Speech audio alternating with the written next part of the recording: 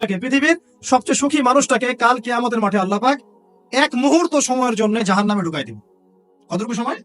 এক মুহূর্ত। আল্লাহ পাক জানেন কতটুকু সময়। এরপর তাকে বের করে বলবেন, দুনিয়াতে সুখে ছিলা? সে বলবে, আল্লাহ সুখ কি জিনিস আমি জানি না, সুখ কাকে বলে আমি জানি না, সুখ কি আমি সেটা জানি না। আল্লাহ সুখ কাকে বলে আমি সেটা জানি না। আর এই পৃথিবীর সবচাইতে নির্যাতিত, নিপীড়িত এবং দুঃখ ক্লেশে ভরা মানুষটাকে আল্লাহ পাক এই এক মুহূর্তের জন্য জান্নাতে ঢুকে দিয়ে বের করে নিয়ে আসবে। বলবেন যে দুনিয়াতে দুঃখে ছিলা, কষ্টে ছিলা?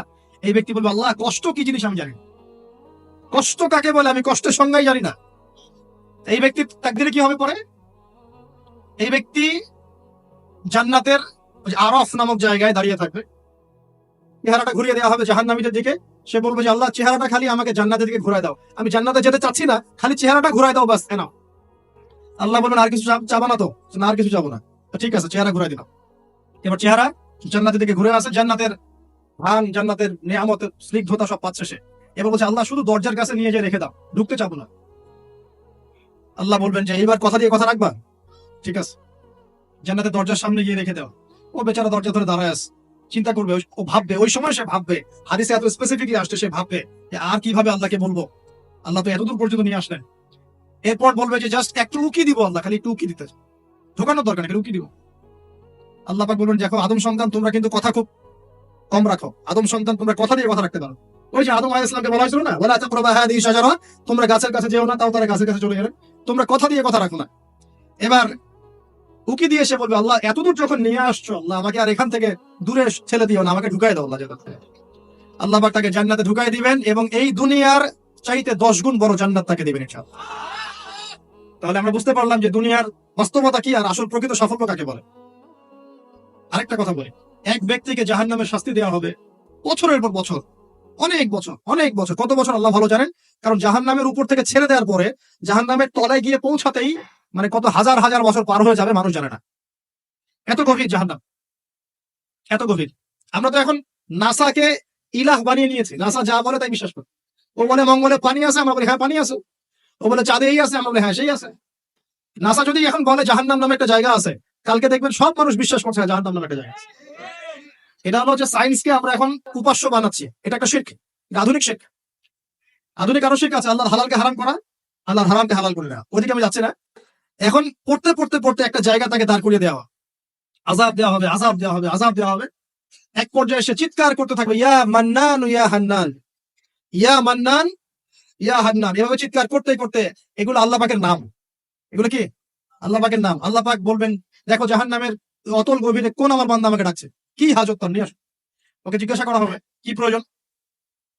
সে শাস্তির অভিযোগ করবে, শাস্তির অভিযোগ করে তাকে বলবে যে আমার এই শাস্তি আমি সহ্য করতে পারছি না, আল্লাহ আমাকে এইটা দাও, সেইটা দাও আমাকে, আমি যেখানে থাকি সে থাকার জায়গাটা ভালো না, আমি যেখানে বসি বসার জায়গা ভালো না।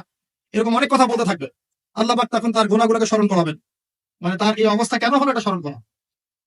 এবার সে ব্যক্তি পিছনে ফিরে, তাকে আবার পাঠিয়ে দেওয়া হবে, যাও পিছনে ফিরে যাও। তো যেতে যেতে সে তাকাবে পিছনে ফিরে, বারবার তাকাবে আর বলবে, আল্লাহ তোমার রহমতে আমাকে একবার সেখান থেকে তুমি বের করে নিয়ে আস, আল্লাহ দ্বিতীয়বার আমাকে সেখানে পাঠাও। আমি তোমার রহমতের আশা রাখি যে তুমি আমাকে মাফ করে দিবা। আল্লাহ পাক বলবেন আমার রহমতের ওসিলায় সে আমার কাছে চেয়েছে, যাও আমি তাকে মাফ করে দেব। এই জাহান্নাম থেকে বের করেও আল্লাহ পাক অনেক মানুষকে কি করবেন, জান্নাতে দিবেন ইনশাআল্লাহ।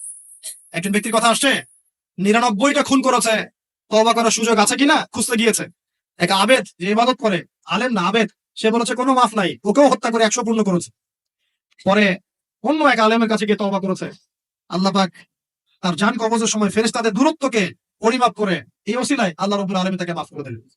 আরেক ব্যক্তিকে মাফ করেছেন আল্লাহ রাব্বুল আলামিন, যে তার সন্তানদেরকে বলেছিল আমি মারা গেলে আমার লাশটাকে পুড়িয়ে ফেলবা, অর্ধেক ছাই বাতাসে ভাসিয়ে দিবা, অর্ধেক ছাই সাগরে ভাসিয়ে দিবা, বাতাসে উড়িয়ে দিবা, সাগরে ভাসিয়ে দিবা। আল্লাহ পাক ছাই জড়ো করেছেন, করে বলেছেন কেন করেছো এই কাজ। সে বলবে মিন খাশিয়াতিকা ইয়া রাব্বি, হে আল্লাহ তোমার ভয়ে কাজ করেছিলাম, আর তুমি খুব ভালো করে জানো হে আল্লাহ আমি তোমার ভয় করেছি না অন্য কোনো কারণে করেছি। আল্লাহ পাক তাকে বলবেন যাও আমি তোমাকে মাফ করে দিলাম। এক নারীর কথা আসছে, ব্যভিচারী মহিলা, জিনা করে, পতিতা মহিলা, একটা কুকুরকে পানি পান করিয়েছে, আল্লাহ তাকে মাফ করে দিয়েছে। আর একজন লোকের কথা আসছে যে তার বন্ধুকে এতটুকু বলেছিল, একজন ব্যক্তি তার বন্ধুকে এতটুকু বলেছিল যে আল্লাহ তোকে কোনোদিন মাফ করবে না, আল্লাহ তোকে কোনোদিন মাফ করবে না। এরকম কথা কিন্তু আমরা অনেকে বলে ফেলি। আল্লাহ পাক মৌতের পরে এই দুই ব্যক্তিকেই ডাকবেন, কিয়ামতের মাঠে ডাকবেন। এটা বারজাকে হয়েছে। বলবেন, আমার রহমত নিয়ে কথা বলার ইখতিয়ার তোমাকে কে দিয়েছে? আমি কাকে মাফ করবো কাকে করবো না, এই কথা বলার ইখতিয়ার তোমাকে কে দিয়েছে? আজকে আমি তাকে মাফ করে দিলাম, তোমাকে জাহান্নামে দিয়ে দিলাম, চাপ করে দিলাম। অতএব আল্লাহ রাব্বুল আলামিনের এই বিশাল রহমত আমরা পাবো, আশাবাদী ইনশাআল্লাহ। এই কারণে আমাদের প্রথম যে বিষয়টা ফোকাস করতে হবে, আল্লাহ রহমত পেতে হলে আমাদের অবশ্যই বস্তুবাদিতা ত্যাগ করতে হবে। আল্লাহ পাক দুনিয়া পছন্দ করেন না। দুনিয়ার মোহে যারা ডুবে থাকে আল্লাহ এদেরকে পছন্দ করেন। দুনিয়া প্রয়োজন, যতটুকু আমার দরকার আমি করব, যতটুকু প্রয়োজন নাই এই বিষয়টা আমি পেতেই হবে, চাই চাই আরো চাই, হ্যাঁ দুহাতে যাবো হাত পেতে নাও, ঋণ করে হি খাও, এইসব দর্শনের ধার ধারবো না আমরা ইনশাআল্লাহ। আমাদের দুনিয়া চলে গেলে যাক, বাকির খাতা পূর্ণ হোক ইনশাআল্লাহ। আর এই দুনিয়াতে এসেছি আল্লাহর ইবাদত করার জন্য। শিখলাম, জানলাম, বুঝলাম ইবাদত মানে শুধুমাত্র নামাজ, রোজা, হজ, যাকাত নয়। এগুলো অবশ্যই ইবাদত, কিন্তু এগুলোই ইবাদত নয়, বরং আমাদের জীবনের প্রতিটা কাজই ইবাদত।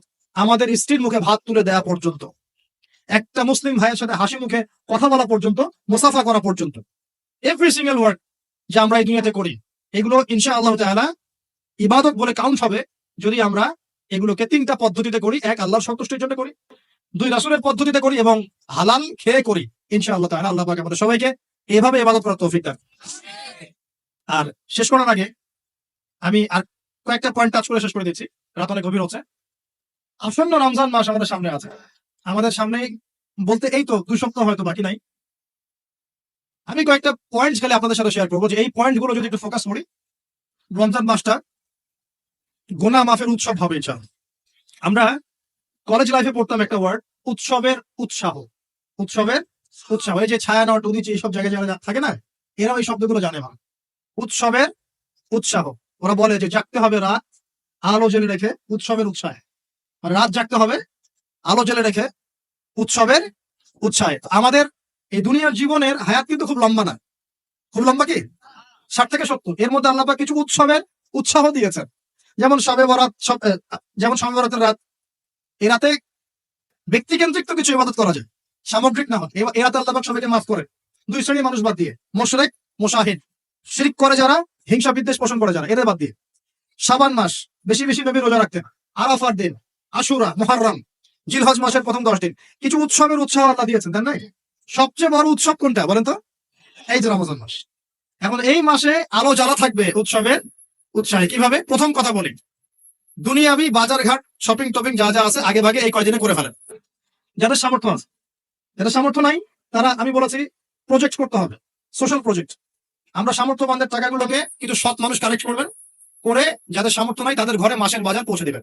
করা যাবে না ইনশাআল্লাহ? আমরা যারা সব জায়গায় থাকি আমরা মনে করি সোসাইটি সবাই এমন। সোসাইটির সবাই এমন নয়, অনেক মানুষ খেয়ে পরে থাকতে পারে না, সবাই আমাদের মতো খায় না। আমরা 10টা আইটেম নিয়ে বসে খেতে, অনেকে আলু ভর্তা জোটে না, আছে না? আমরা আমাদের যাকাত, আমাদের ওশর, আমাদের ফিতরা, আমাদের সাদাকাতুল ফিতর, আমাদের সাদাকা এবং ইফতারের প্রজেক্ট গুলোকে সুন্দর করে প্যাকিং করে 1 মাসের বাজার করে দেওয়ার ক্ষমতা আমাদের নাই। একজন করে পরিবারের দায়িত্ব নেওয়ার ক্ষমতা আমাদের নাই। আপনি একটা নেন, আপনি একটা নেন, আপনি একটা নেন, আপনি 2টা নেন, আপনি 5টা নেন। দেখবেন ইনশাআল্লাহ তাআলা যখন আমরা খাবার ভাগাভাগি করে খাবো, ইনশাআল্লাহ সমাজের দারিদ্রতা কমে যাবে ইনশাআল্লাহ। কি উন্নতি, কি সবার মধ্যে সম্প্রীতি ছড়িয়ে দেওয়া উন্নতি, সবার মধ্যে এই যে ভালোবাসা ছড়িয়ে দেওয়াটা কিন্তু সমাজের উন্নতি। উন্নতি মানে আমরা আসলে কি বুঝি? খালি কনস্ট্রাকশন নির্মাণ করার উন্নতি? সবার মধ্যে সম্প্রীতি ছড়িয়ে দেওয়াটা উন্নতি। আগে রমজানের প্রিপারেশন নেন, এটা গেল একটা পারিবারিক ইকোনমিক প্রিপারেশন। আধ্যাত্মিক প্রিপারেশন কি? হুট করে রমজান মাসে গিয়ে সব ইবাদত একসাথে ধরা যায় না। এই কারণে এখন থেকেই নামাজ, তেলাওয়াত, তাফসীর পড়া, একটু তাহাজ্জুদ, চাষতের নামাজ, ইশরাকের নামাজ, জিকির আজগার, এগুলো একটু ধরার চেষ্টা করি, যাতে রমজান মাসে গিয়েই আমি একদম যেন মোমেন্টামটা যেন ধরতে পারি ইনশাআল্লাহ। আল্লাহ পাক তৌফিক দান করুন। 3 নাম্বার হচ্ছে অপচয় করবো না রমজান মাসে। অনেকদিন বলছি 5টা খেজুরে যদি ইফতার হয়ে যায়, 6 নাম্বার খেজুর আপনার খাওয়ার দরকার নাই, আপনি দান করে দেন। 2টো জামা দিয়ে ঈদ হয়ে যাচ্ছে, 4টা জামা কেনার দরকার নাই, বাকি 2টো দান করে দেন।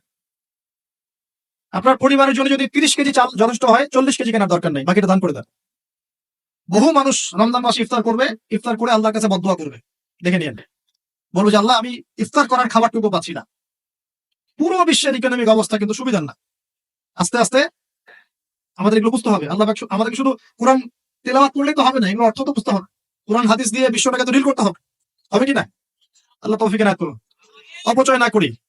আর রমজান মাস আসার আগেই আল্লাহর ওয়াস্তে সবার ঘরে ঘরে কোরআন এবং কোরআনের তাফসীর কেনা চাই।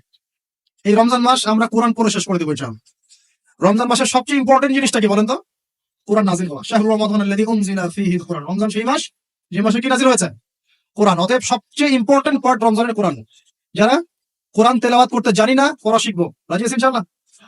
রমজান মাসের পুরো 30 দিন আমরা কোরআন তেলাওয়াত করা শিখবো ইনশাআল্লাহ। স্থানীয় ইমাম থাকতে পারেন, টিচার থাকতে পারেন, অনলাইনে শিখতে পারেন, অফলাইন কোর্স করতে পারেন, যেভাবে হোক আপনাকে শিখতে হবে।